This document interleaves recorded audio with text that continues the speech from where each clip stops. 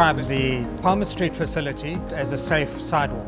So what that really does is it recognizes that people who salvage cardboard informally in public spaces, and in the Durban inner city it's particularly cardboard, that once they have accessed that material, what is really disruptive to the public, the city finds it hard to manage, is how they then process that material to get it bundled and then to be able to sell it on to a middle agent. So what this facility does is provide the infrastructure that supports that second activity. Once the material is gathered, how can it then be processed? I-Palmer Street facility ingisize kakhulu ngoba ngiyakwazi ukuthi ngisuke ekhaya ngazi ukuthi ngiye endaweni yokusebenzela engizofika ngiqoqa umsebenzi wami ngiwusebenzele khona ungazontshontshwa laba bafana laba abahlala emgaqweni futhi ngingagibeli ngikukhokhela entweni yokugibela ngibe lana nje ngiwusebenzele lana iphinde imoto ulandele la ngiwusebenzela khona ingisize kakhulu ngalokho. Le ndawo le ngizwe ngo-2018 ngizwa ngomama Maria wangitshela ukuthi kuzoba nendawo la ezokwakhiwa ukuthi sisebenzele kuyona lo msebenzi wethu. Izinto esiziqoqayo njengoba silapha uplastiki, amathini, igubhu, namaphepha amhlophe, nama-cardboards. The background to the whole process is that this was workshopped together with recyclers. We assisted them to go through a process of where they would prefer the facility, and out of 5 or so possible sites that the city had potentially available, this was their preferable site. But one of the competing uses for this site was as what the city calls a pocket park. It is much safer for them to work here in this facility, and people, they have been recognized now because eTafuleni has offered them with the uniform. So businesses around, they're able to recognize, hey, these are the women that are doing recyclable. So it's becoming more easier for them to get access to businesses around this area. When we first recruited them, they were working on the streets. They had no storage, they had no proper facility where they could store and change and and have a shower, and it brought dignity to the work that they are doing.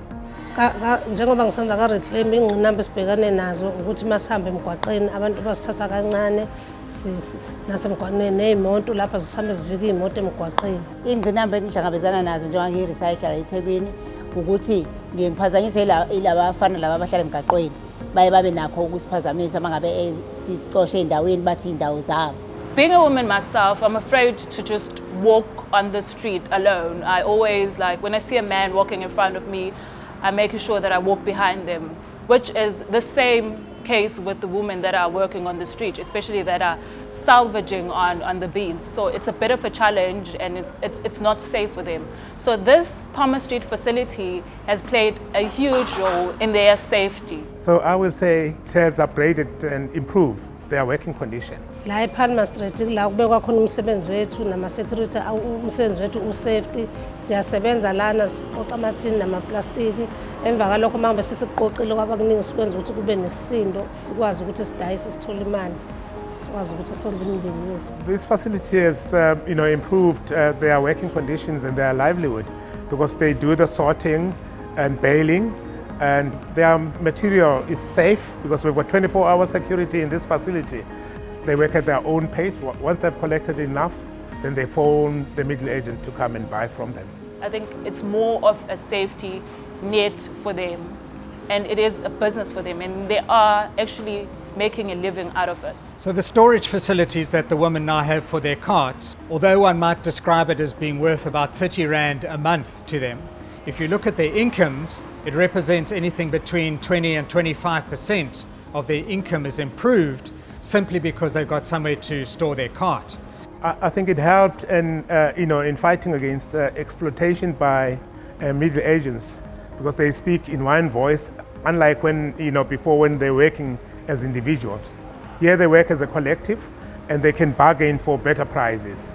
One of the ways in which we were able to ultimately persuade the city, it's known that you save between 17 and 25 trees if you recycle a ton of cardboard. So we framed this as a 17-tree park. And so if you were to go outside into the park, there are now literally 17 trees.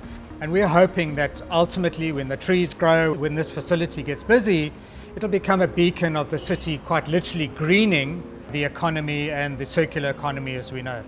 The way the city structures its costs, it's not only the sheer cost of the building, it's also the costs of the departments to contribute into that process, and often those costs add quite considerably to the budget. But if you look at the Palmer Street facility as it stands here, realistically this is about a 2.5 million or thereabouts infrastructure intervention. So our hope is that because we have learnt from this, it might actually make the end point for someone else to pick up this idea quicker, and therefore the upfront investment in terms of getting it there might actually be reduced. So I will say other municipalities to provide facilities for recyclers similar to this one, because it's bring that dignity to the work that they are doing.